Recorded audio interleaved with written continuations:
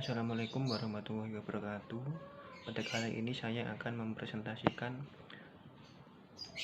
makalah pendidikan agama Islam, kebudayaan dan peradaban Islam pada masa Abu Bakar sebagai Khulafaur Rasyidin. Nama saya Lukas Adi Firsandi, NIM G211190096. Kata pengantarnya.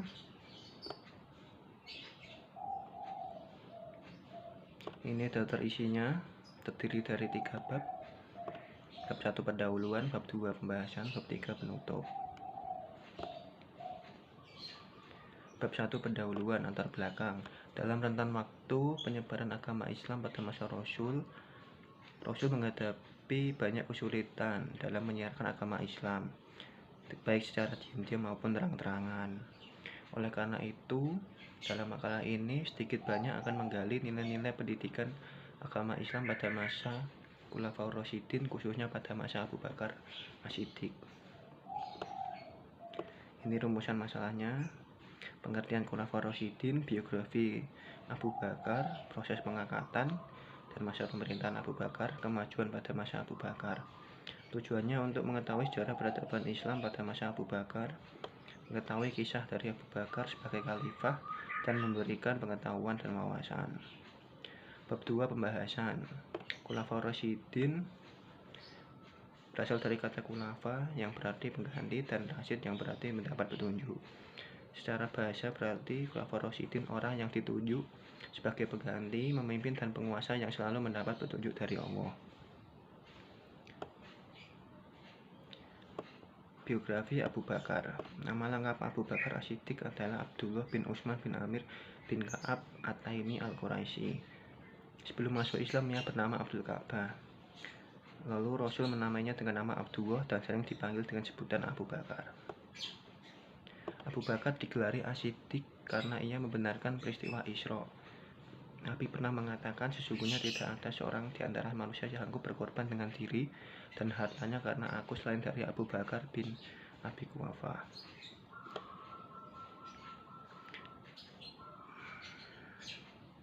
Abu Bakar dikenal sebagai sahabat yang paling mengetahui Al-Quran.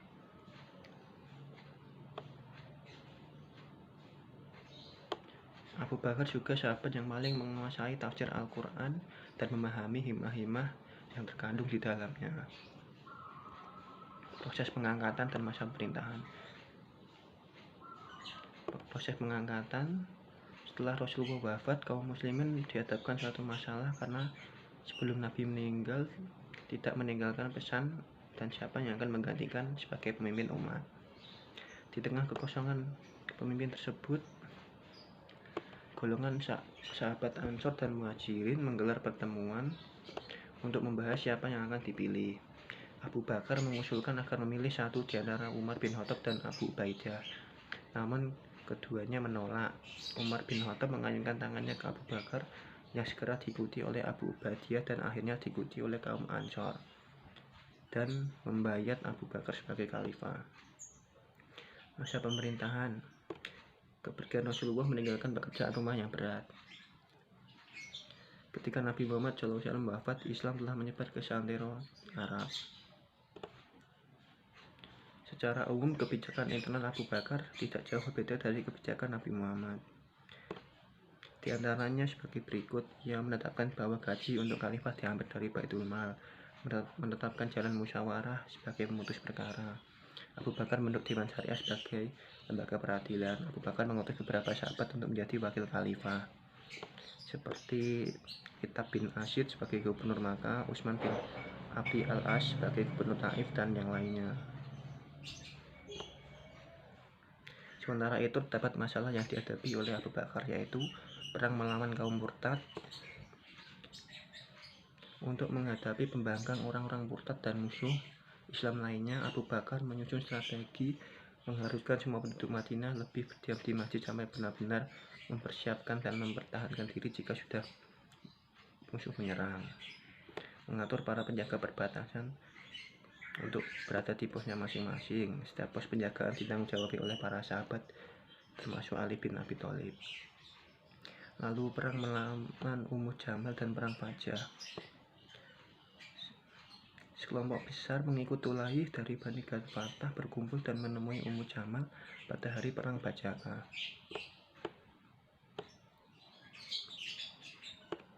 Abu Bakar dikisahkan saat itu berada di Baqi. Lalu ada laki-laki bernama Al-Munawwaroh yang memintanya menyediakan pasukan untuk membantu memerangi kaum murtad. Al-Munawwaroh bersedia, tapi dalam perjalanan ia menumpas seluruh orang yang ditemui, baik itu muslim maupun yang murtad. Mendengar kabar itu, Abu Bakar segera mengirim pasukan untuk menumpasnya. Lalu Al-Munawwaroh digiring dengan tangan dan kaki terbelenggu untuk menghadapi hukuman yang berat dari Al-Khalifah. Kemajuan dalam pemerintahan Abu Bakar. Meskipun fase permulaan dari kekhalifahan Abu Bakar penuh dengan kekacauan, beliau masih bersikeras melanjutkan rencana Rasulullah untuk mengirim pasukan ke daerah Syria di bawah pimpinan Usama bin Zaid. Untuk membantu pasukan Islam di Suriah, Abu Bakar memerintahkan Khalid bin Walid segera meninggalkan Irak menuju Suriah. Mereka berhasil memenangkan pertempuran. Selain usaha perluasan wilayah, Abu Bakar juga berjasa dalam mengumpulkan ayat-ayat Al-Quran yang berserakan di berbagai tempat. Ini merupakan hadis mengenai Abu Bakar. Contohnya dari kunna nukhayyiru bainan nasi fi zamani Nabi sallallahu alaihi wasallam fa nukhayyiru Abu Bakri summa Umar bin Khattab summa Usama nabna Ghafa Affan radhiyallahu anhum. Hadis riwayat Bukhari nomor 3655.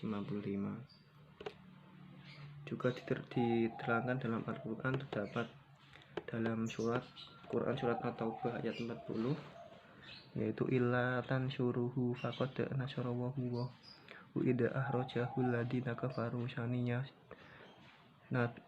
naini idahuma fil ghari ida yaqulu li sahibihi la tahzan innahu ma'ana,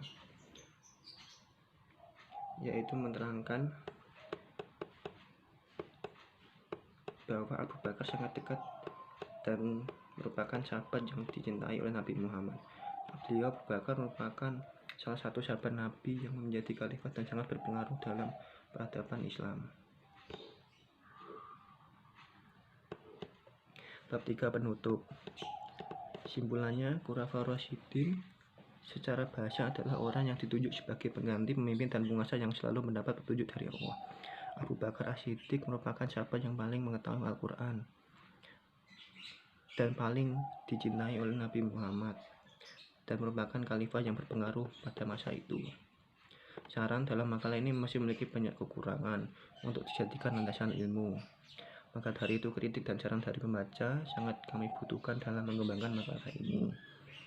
Sekian dan terima kasih. Ini merupakan daftar pusakanya. Terima kasih. Jika ada kesalahan mohon maaf. Wassalamualaikum warahmatullahi wabarakatuh.